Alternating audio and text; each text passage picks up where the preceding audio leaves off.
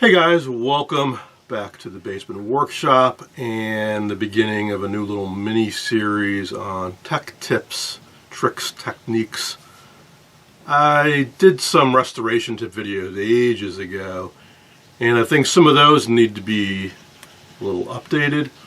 Also, I want to try out some products that I've read about or some of you have recommended to me over the years. And one technique in particular I was reading about on the Antique Radio Forum a few months ago. So we're going to start out with three topics, three techniques, products, and then I'll move on to others. And if any of you have something you think you'd like to share with the group or that I should try out or you're curious about, let me know and I'll see what I can do.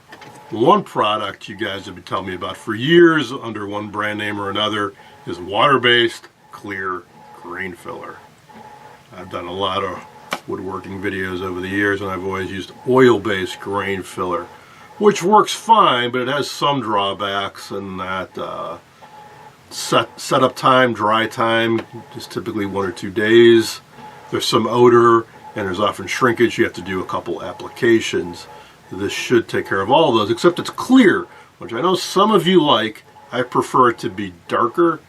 So I also picked up some trans tint dye, which I can add to this and make up my own colors, and which leads to a longer term goal of getting my own spray rig with an air compressor.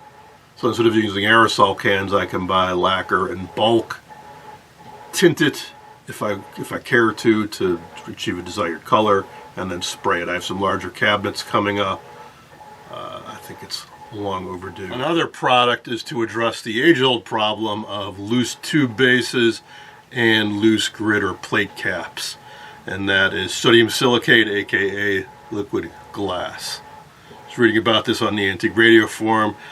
There are many opinions on different products to use, different glues, adhesives, but this one I found intriguing, so we're going to give this a try. Now, one that I'm particularly excited and interested about is recoating flybacks, with an emphasis on the really crummy flybacks used in later production Zenith porthole sets. Here's one I experimented with. The portholes you've seen me do up to now have had conventional flybacks mounted on top of the chassis. Later ones, they were mounted underneath and they were coated in something that really did not hold up well over time. Well, I read about a technique for dissolving the old coating and putting on a new coating on the Antique Radio Forum. We're going to give that a try. Also, yet another technique to open up and restuff aluminum can electrolytics, be they twist lock or PC board mount variety. I've seen this technique used by a few guys. Finally had an opportunity where I really needed to use it, and I gotta say it's intriguing. It's a little different. I'm still fine-tuning my technique, but it seems pretty promising. So be looking for all those and more on this channel coming up very soon.